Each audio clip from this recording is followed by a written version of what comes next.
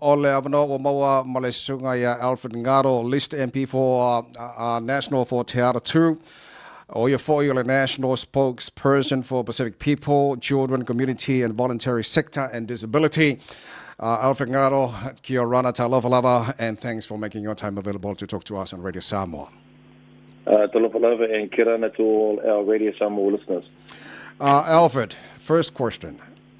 Abortion bill passing third reading last night at Parliament. Did you vote for or against, and why? So I voted against the bill, and the reasons I voted against the bill are not only just because of my Christian faith and my Christian beliefs and values, but because this bill is so liberal.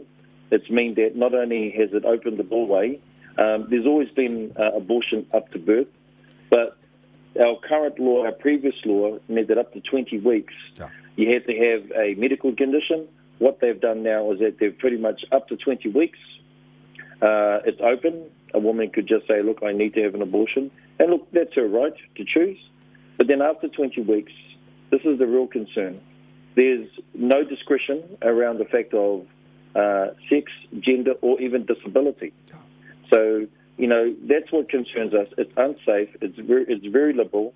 And I think the concern is actually seeing some of our own Pacifica MPs who really, I believe, have not really considered the views of our community, the traditional values that we've had, and then also to consider the fact that how unsafe this will be for our Pacifica communities.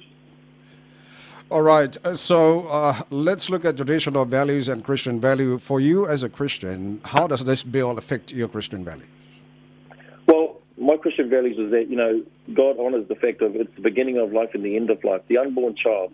We only have to look at Psalm 139, where God clearly says in the Old Testament that we are fearfully and wonderfully made. So, in other words, the value of life.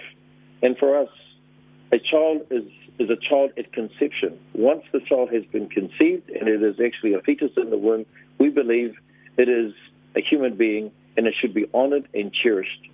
What this bill actually talks about, and what the people who voted for it, is the fact that it now moves it out of the Crimes Act into the Health Act.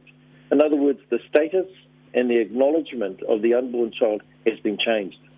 It is no different way to whether it is like your appendix, your tonsil. These are the things that concern us. And even when we have been debating in the House, the importance that we believe that when we are pro-life, we are also pro-choice. In other words, of course we uphold the choice of the mother, but who is upholding the choice of the unborn child? And what has been in the debate and in the legislation, the law that has been passed, is that we've not heard people uphold the voice of the unborn child. Yeah. And this has been a government-led by the Prime Minister and by Pacific MPs that I feel actually really need to be held to account for those that voted for this bill. Alfred, let's look at the rights, because looking at the bill, looks like they're looking at the mother's right, but for the baby inside the mother's womb. There's no rights now. Absolutely. And that's what we're saying. Yeah. There's no rights for the unborn child, and yet it's ironic because we still see they were the Prime Minister and those who support it. Like I said, people need to know this has been a government-led bill by the Prime Minister herself, who said that no woman should ever be made to feel like a criminal in having an abortion. Well, that's an outright lie, because in the Act and in the law, there was not a woman that was held to account under the Crimes Act. It was a crime for an illegal and unsafe abortion to be made by a health practitioner. No woman has ever been convicted since 1977 when this law was passed, the current law, previous law was passed. No woman has ever been convicted. So no woman has ever been made to feel like a criminal or has been convicted. And so again, I say, the rights of the unborn child have not been heard. And there were speeches in the House, and I'll go straight to it. Peter was making a speech in the House about the fact of circumstances that he said they were before him. These are circumstances of guilt, of shame, circumstances of rape, and circumstances where actually that these were forced pregnancies. I said to him, the fact is previously making abortion easier will not deal with that issue. That issue has to be dealt with in our churches, in our communities, where actually people talk about the brokenness in the home of a relationship. And you and I, and all of our people, we wouldn't stand for domestic violence or abuse that happens. Making abortion easier will not solve that issue. And so I disagree with that statement when he turned around in the House and said, well, I've seen these tragic cases, babies that have been pushed to the side. The question really is, why were they left alone? Why did they feel guilt? Why did they feel shame? Okay, one other thing, Alfred, I found out last night that the MPs failed to put this as a referendum, the upcoming election in September. What do you think? Well, the thing is that, they're inconsistent. So you've got people like David Seymour with the euthanasia bill, end-of-life choice bill, where he doesn't believe in a referendum. The only reason he voted for it is so that he could get his bill passed. New Zealand First had the sway of votes.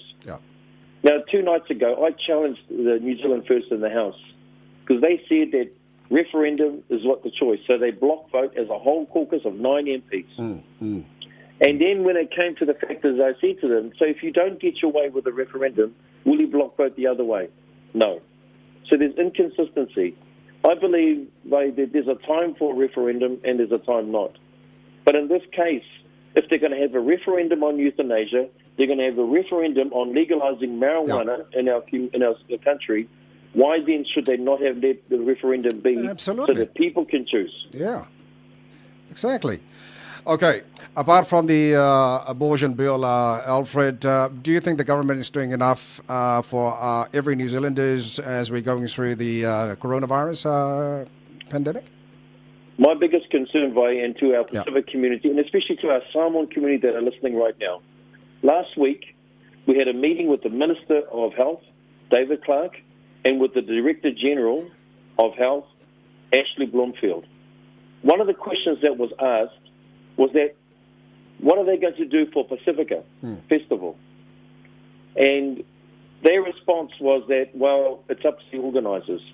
I strongly said to them, that's a load of rubbish.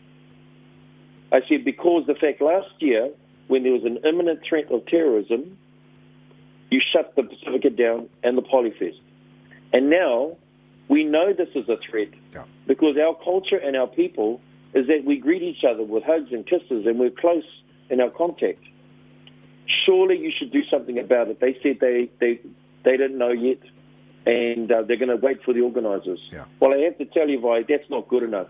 And what was not good enough is on the Friday, a day before, in the morning, at about 10:30, they decide to make the decision. You know, our people came from Samoa, Tonga, Cook Islands, Niue and Fiji. Our people had bought food to prepare. It is irresponsible for this government because they take too long. The last thing I want to say is this. My concern is now there's potentially a case, there's a testing of a case in Samoa. Our Shane Ritchie, one of the doctors here, he's a national MP, he asked the Director General of Health, is there exit screening into the Pacific, and particularly Samoa? He said no. He then said, why is there no exit screening? Samoa has just had a tragic pandemic of measles. We know likely has come from New Zealand. And yet, you are not exit screening to make sure that we're not going to have our Pacific Island nations, and let's take Samoa for instance, because now we potentially have our first case, we're waiting for the test, and you're not screening them as they're going? And he said no. Now that's irresponsible, and I believe there's some tough questions to be asked. Vai, I can tell you this. If that pandemic, if that virus hits Samoa, Cook Islands, Tonga, and Fiji, I tell you, our people should be outraged and they should hold this government to account. And you could be very specific, Vai. You asked this question. Why was there no exit screening? And exit screening, as you know, means it's a thermal test, and they weren't even doing thermal testing. To test whether there is a temperature, whether they can do other swabs. There's a number of tests that they can do. They're not doing them. That's irresponsible. Okay, Alfred, one more question, please. What would National do better if you were in government? Look, I mean, one of the things that we've talked about is that, it's good to see that they've now come out with a $12 billion package. Yeah. But the thing is that, they should have gone out earlier and sooner. And that's what people are saying. The screening should have happened earlier. We should have shut down the borders if we knew this was happening. Our Prime Minister has said that, we're international, we're world leading. Well, we're not world leading because all of those countries have known about this for a very long time. They would have acted immediately to be able to do that. So I think that's really important. I think the fact is that what they've done is that they've sneaked in under the radar of the $12.1 billion package, things that they were going to do in the budget, which is increase welfare. Well, it's one thing to increase welfare, but the other thing they haven't done is actually supported some of the small to medium businesses. Now, most of our Pacifica work in the manufacturing, in the retail, in those small to medium businesses. There's not enough there that the businesses are actually coming out. What we would do is make sure that the fact is that the money went to their small to medium businesses so they could be able to get on and do what they are doing. Look, one of the areas that's important, most people in business will know, is cash flow. Is making sure the fact is that they've got enough money to pay the wages and the salaries, and at the same time to have enough capital assets so that they can be able to continue to trade. And I think this is one of the things that we're concerned about. The last thing I'd say is that we predicted this. The reasons why John Key and Bill English and Stephen Joyce, and people would say, keep spending the money, keep spending the money. We had $12 billion in reserve, and one of the things they said was this: we need to bring down debt, make sure we've got reserves, because there will come a time when we will need it. Well, now was the time. Okay. And now we've got a government that, unfortunately, we think is acting too late. Okay, Alfred Ngaro, once again, Whawhaftai Tele Lava, thank you so much for your time. Look forward to having more time to talk to you. Alfred, you have a great day, sir.